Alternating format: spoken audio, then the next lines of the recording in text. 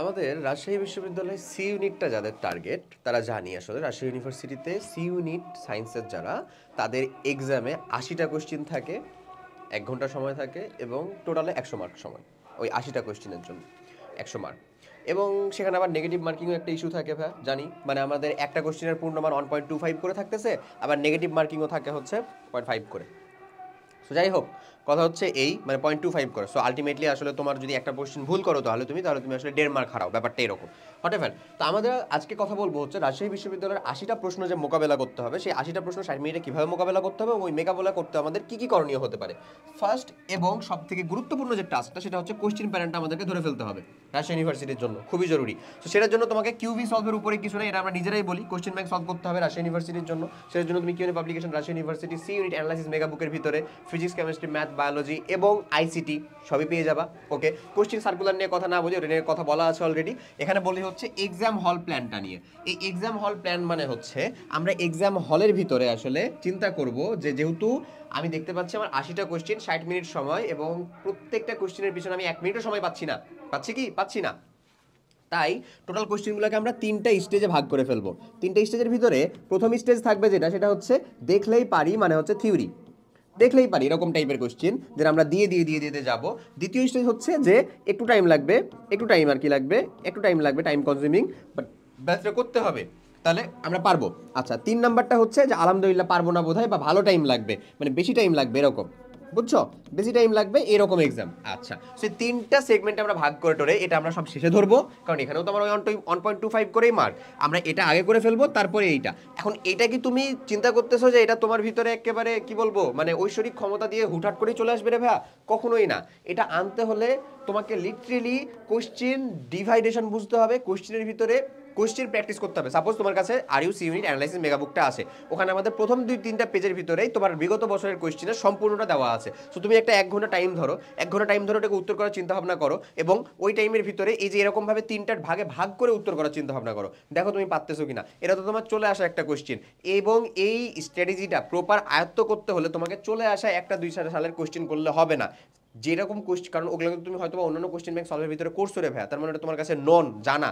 তোমাকে যে কাজটা করতে হবে সেটা হচ্ছে আননোন জায়গা থেকে, আননোন সোর্স থেকে, সাবজেক্ট ভিত্তিক করে, চ্যাপ্টার ভিত্তিক প্রয়োজনে এই ডিভাইডেশনটা শিখতে হবে। তুমি যদি ডিভাইডেশনটা এত করে ফেলতে পারো, সো তুমি এক্সাম হলে দেখবা যে এমনিই তোমার আশেপাশের থেকে তুমি আগায় আসো, কারণ তোমার কাছে টার্গেট নাই যে সব কোশ্চেনের উত্তর করতে হবে, তোমার কাছে টার্গেট নাই যে তোমার ইগো স্যাটিসফাই করতে হবে, তোমার কাছে টার্গেট হচ্ছে একটা ভালো মার্ক কন্টেন্ট করতে হবে, ভালো একটা মেরিট পজিশনকে হোল্ড করতে হবে। সো তোমার যদি এই টার্গেটই হয়ে যায় এবং সেই টার্গেটটাকে কমপ্লিট করাতে পারবে হচ্ছে এইরকমভাবে, তুমি যদি এক্সামের যে কোশ্চেনগুলো আসতেছে সেগুলোকে টোটাল এই যে 3টা সেগমেন্টে ভাগ করাটা শিখে ফেলতে পারো, তাহলে কারণ আমরা জানি ভাইয়া যে এখানে আমাদের সবাই এ প্লাস পাওয়ার মতন অবস্থা না, এখানে আমাদের ভালো করতে হয় এবং অন্যজনের থেকে ভালো করতে হয় এবং একটা নির্দিষ্ট সময়ের ভিতরে ভালো করতে হয়। এই যে কাজগুলো করতে হবে, এটা কি আমরা শুধু শুধু এমনি এমনি করতে পারবো? নিশ্চয়ই না। এটার জন্য আমাদের প্রপার প্র্যাকটিস দরকার, এবং প্রপার প্র্যাকটিসটা তুমি করতে পারবা হচ্ছে এই অ্যানালাইসিস যে এক্সাম ব্যাচ সেটার ভিতরে এনরোল করবা। তুমি এখানের ভিতরে এক্সামগুলোতে যাও, এক্সামগুলো যে আমার প্রপার যে এক্সামগুলো সাবজেক্ট ওয়াইজ না, টোটাল হচ্ছে যে মানে ডেমো এক্সাম, পুরো ডেমো বলতে আমি সরি ডেমো না আসলে, যেটা হচ্ছে লিটারেলি সি ইউনিটকে মানে আমাদের আর ইউ সি ইউনিটকে হচ্ছে ডেডিকেটেড করে এক্সামগুলো বানানো আছে, যেটা পুরো পূর্ণাঙ্গ মডেল টেস্ট। ওই মডেল টেস্টগুলোর ভিতরে যাও, ওই মডেল টেস্টগুলো তুমি টাইমের ভিতরে দেখো তুমি ভাগ করতে পারতেছো না এরকমভাবে, তারপরে তুমি দেখো যে তোমার আলটিমেট আউটপুট 60 মার্ক প্লাস আসতেছে কিনা, যদি না আসে মার্ক প্লাস না 60 প্লাস রাইট অ্যান্সার আসতেছে কিনা, না আসলে তো ঝামেলা আছে ভাই। এইটাই নিয়ে আসতে হবে, এটা নিয়ে আসো, তোমার চান্স কাউকে নিশ্চিত করতে হবে না, স্বয়ং সৃষ্টিকর্তা নিশ্চিত করবে ইনশাআল্লাহ, বুঝছো। এই হচ্ছে এখানকার মেইন মেকানিজম। আমার স্ট্রিক্ট মনে আছে আমি যখন 62 নম্বর কোশ্চেনটাতে সলভ করতেছিলাম তখন আমার খাতাটা নিয়ে গেছিল, এবং আমার 62 নম্বর কোশ্চেনের ভিতরে আমার এতটুকু আমি শিওর ছিলাম যে আমার 58 থেকে 60টা মতন ইজিলি, মানে ইজিলি বলতে আলহামদুলিল্লাহ ঠিক হবেই। সো ওই জন্য আমার মেরিটও চলে আসছিল, বুঝতে পারছো ভাইয়া। বাট যদি অতটা সিরিয়াসনেস নিয়ে পরীক্ষা ছিল না, পরবর্তীতে দেখলাম যে বেশ কিছু কোশ্চেন ছিল যেগুলো হচ্ছে দেখেই উত্তর করা যেত, যেগুলোতে আমি মানে ভুল করছি রীতিমতন, কারণ আমি হচ্ছে যে ধরে ধরে ম্যাথ ট্যাথ করতে গেছিলাম। সো এই জিনিসগুলোকে মাথায় রাখবা, এবং সবথেকে গুরুত্বপূর্ণ যে অংশটা সেটা হচ্ছে যে একেবারে এক্সামের শেষের দিকে হইলো, মানে এক্সাম চলে আসছে এরকম শেষের দিকে হইলেও থিওরিটা ভালো করে রিভিশন করবা, কারণ রাবিতে থিওরি থেকে কোশ্চেন বেশি আসে, এটাই সত্য কথা। ঠিক আছে? তাই বলে যে ম্যাথগুলো আসে সেগুলো যে হচ্ছে খুবই সহজ একেবারে থিওরিটিক্যাল তাও না, ম্যাথের ভিতরেও ক্যালকুলেশন যুক্ত ম্যাথ আসে। মানে এই যে আমরা লিখছিলাম না বেশি টাইম লাগবে যে জায়গাটা, এরকম জায়গা থেকেও কোশ্চেন আসে।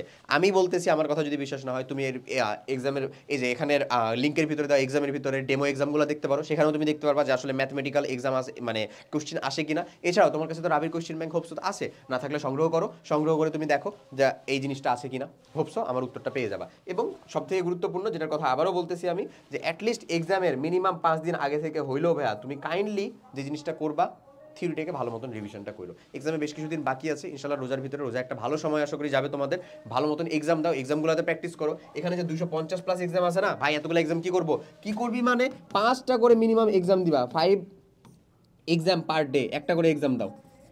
দাও তুমি এরকম 5টা করে এক্সাম দিয়ে ভাই একটা উইক দাও রাবির জন্য, তুমি দেখো রাবিতে এক্সেলেন্সিটা কিরকম ভাবে আসে তোমার। একটা উইক দাও, একটা উইক দেওয়ার পরে তোমার ভিতরে যে পরিবর্তন দেখতে পাও, তুমি বাকিটা এমনিই ফলো করতে চাইবা। ঠিক আছে? সো যাই হোক, কথা এতটুকুই থাকলো। রাজশাহী ইউনিভার্সিটির ভর্তি পরীক্ষাটা ধরো রোজার পরেই সংগঠিত হচ্ছে, আলহামদুলিল্লাহ আমার তরফ থেকে অনেক অনেক দোয়া থাকলো, ভালো মতো দাও, ক্যাম্পাসও অনেক সুন্দর, ইনশাল্লাহ অনেক পছন্দ হবে। আশা করি মেইটাতেও তোমার নাম চলে আসুক। সবাই অনেক ভালো থাকো, আল্লাহ হাফেজ, আসসালামু আলাইকুম।